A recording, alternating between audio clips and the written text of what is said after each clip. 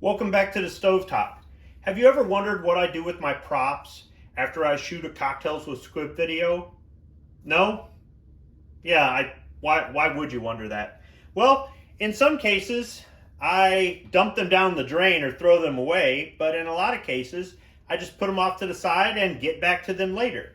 Now, sometimes there's something I try out for the first time that I find out that I really like, whether it be a cocktail recipe or an alcohol I've never had before. And the cocktails with Squib videos are a great way for me to go back and go, did I like that or not? Or how many ounces of this did I put into it? Or something like that. In other cases, there's alcohols that I try out for the first time that I don't like, or cocktails that I try that just didn't work. And sometimes that inspires me to go back and try something else, but other times it's a reminder, don't ever buy this again.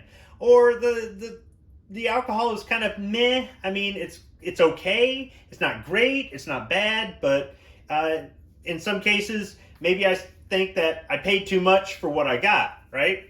And that's what happened in the case of this Thanx blended whiskey that I tried out. I'll include a link to that video at the end of this video.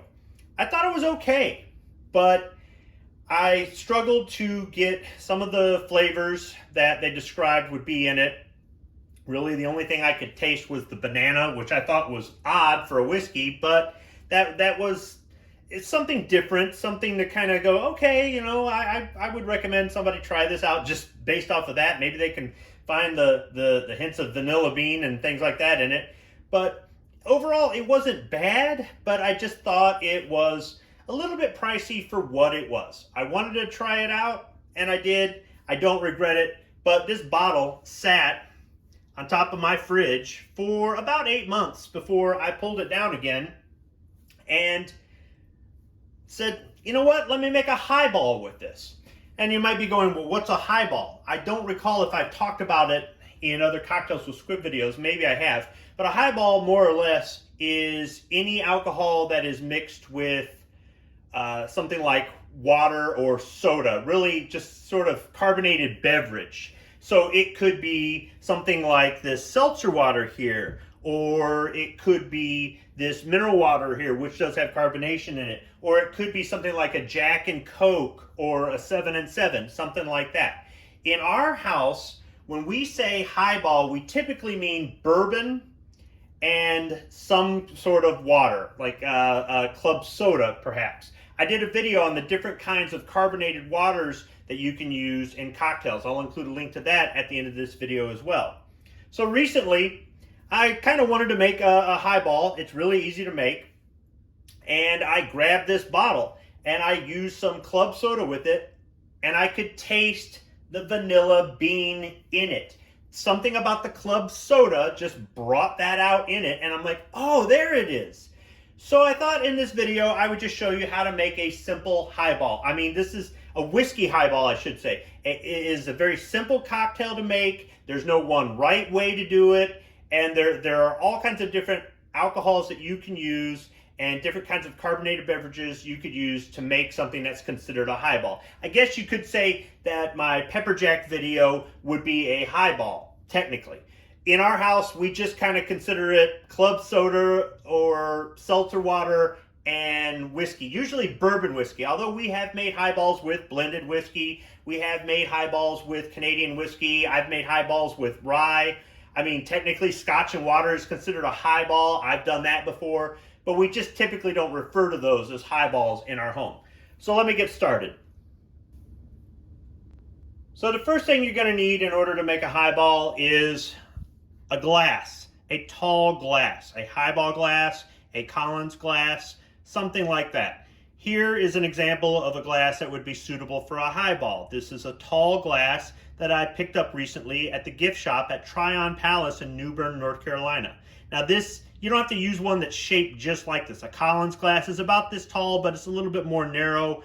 It wouldn't be bad to invest in a set of Collins glasses if you wanted to do amateur bartending. They're not that expensive. You can find them at a department store or order them off of Amazon.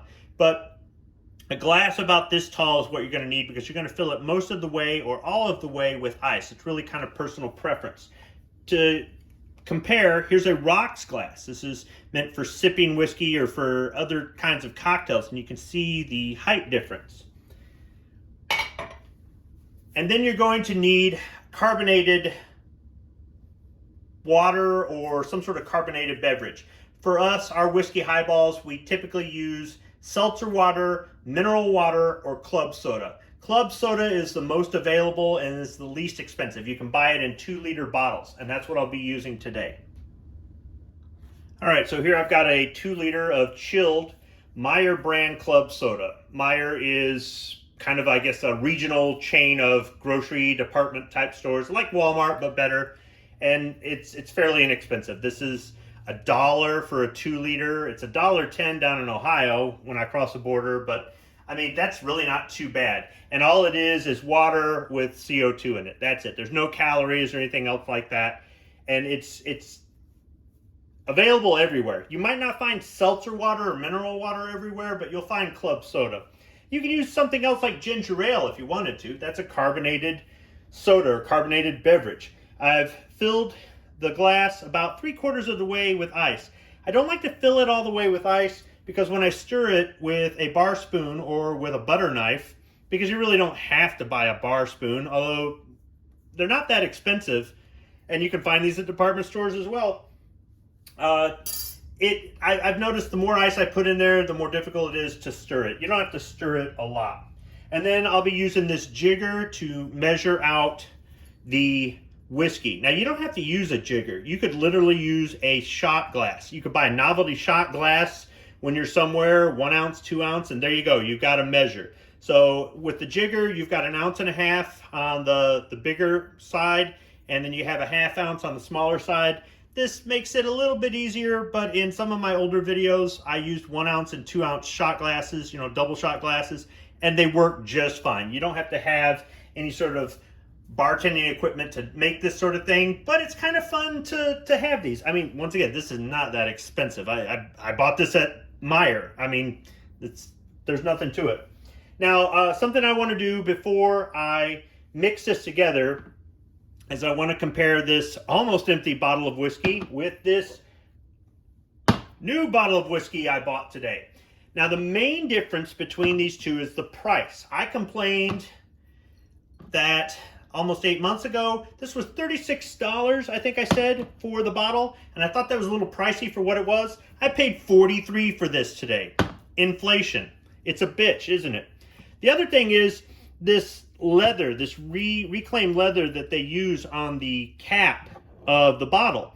On the one that I used in the video at the beginning of this, well, I published it at the beginning of this year, it's kind of this turquoise blue kind of color. On the one I bought today, it's kind of a beige color. So I guess they just used scrap leather from wherever. Now for the control, I'm going to take this empty rocks glass, no ice in it, anything else like that, and I'm just going to pour a little bit of whiskey in there just for taste and for smell.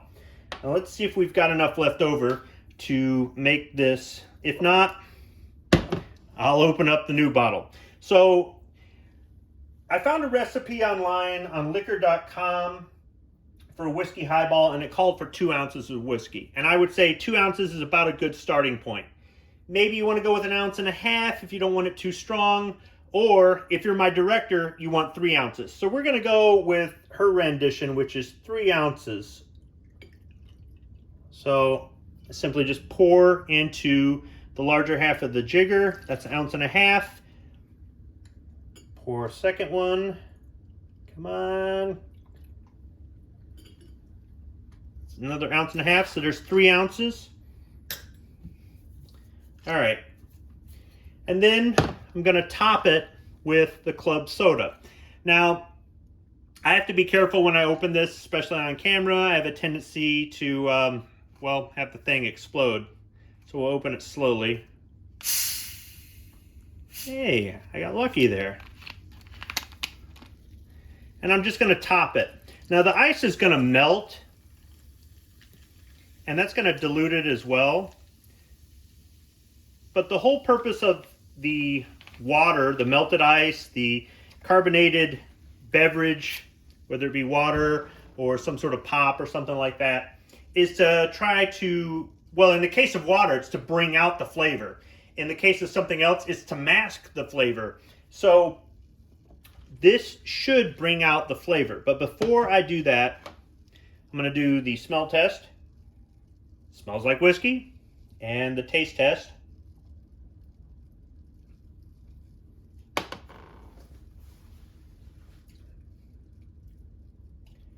Now, just like before, I get the banana on the front end. It's not strong, but it's like, what the heck is that? But this time, I could taste the vanilla bean. It's kind of, yeah, it's staying on my tongue. It's staying right there. So it's there. I didn't notice it before, but a couple weeks ago when I tried it out like this,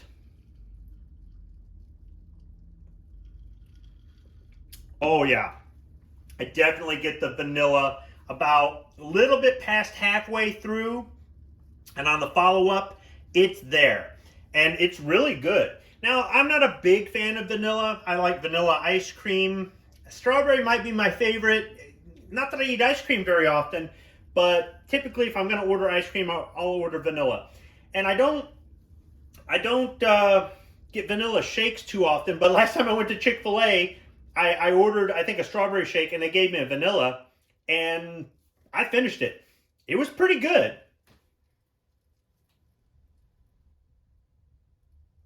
So there it is, what we call a highball in our home, or a whiskey highball. It's simply just ice, carbonated water, and whiskey. Usually bourbon whiskey, but in this case, I'm using this Thanx blended whiskey, and it's working out great. This is helping to bring out that vanilla bean flavor in the whiskey that I had trouble finding before, but I guess not now. Regardless, the highball is very easy to make, and it's one of the more standard cocktails that we make here at home.